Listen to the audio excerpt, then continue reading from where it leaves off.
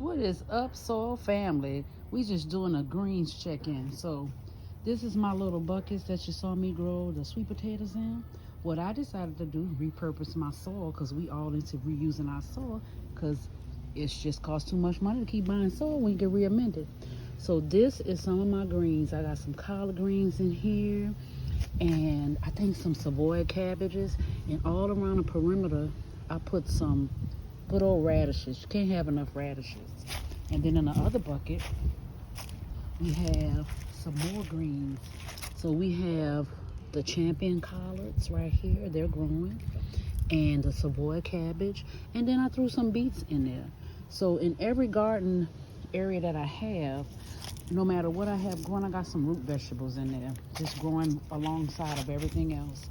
So that's the buckets. We're going to go over to the garden area and I'm going to show you some of the things I have growing over. This is our little wading pool, and we decided, hey, that's more dirt. We're going to use more dirt. So I got some Swiss chard growing, and if you look, there's some more radishes, and I have cabbage in here, and just a couple of little things. And I got the mesh over it to keep the white flies from laying on it. And then I got these little crazy little squirrels. There's always in the squirrels, cats, something in the garden. But over here I got some more greens growing. I got a little hula hoop over here to kind of hold the netting up. But on this side we have some turnip greens growing. You see the little spots? This little empty spot right here is where we tried to grow broccoli. It wasn't successful, you know, because gardening is all about trying until you get it right. And then we have some Swiss chard over here, and let's see, we have some Ladybug Bok Choy. Let me lift this up so you can see it a little bit better. We got some Ladybug Choy over here that's growing a little purple over there. I like my bok choy. So we got a couple of little squares, because as I've told you before, I do square foot gardening. And then this is some repurposed soil, where we repurpose the soil in our wicking tubs, and we have some more collard greens.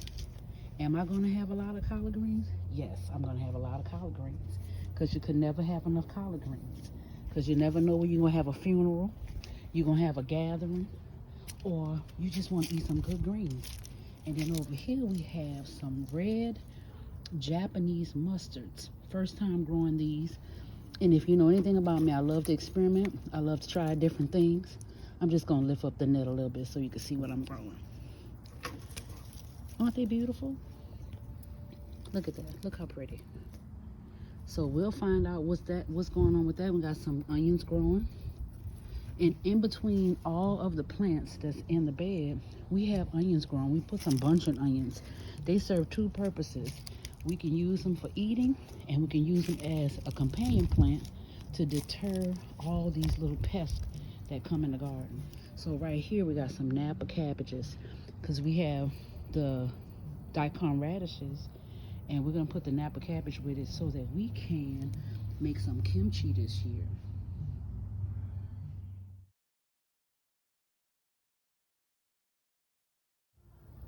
Well, in the midst of growing your greens, don't forget that, you know, when you're growing radishes and beets, you can eat all this pretty green foliage. You can eat it. So when you get ready to harvest your radishes and your beets, don't throw away the tops. Cut the tops off, chop them up, and mix them in with your greens. I mean, if you ever eat greens from me, they're not never one kind of green. Look how pretty the tops of these radishes are. They're about ready to pick. Look at that. These are some French breakfast radishes. But I'm going to keep those tops. And these are the tops of some of my beets. I'm going to keep all those tops. You can use them in salads.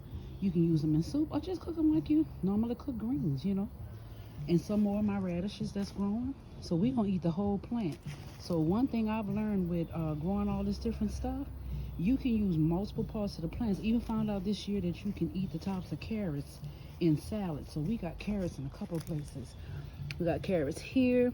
We have some carrots in our pollinator garden area, and we also have some carrots in the big garden. So Make sure you grow greens, grow diverse greens, all kinds of greens. Don't forget all your root vegetables. You can take the tops off of them and you can cook those and eat those as well. Don't throw away nothing, you know. So thank you for an update on the garden of all my greens that's growing. We'll talk about some other things in future videos.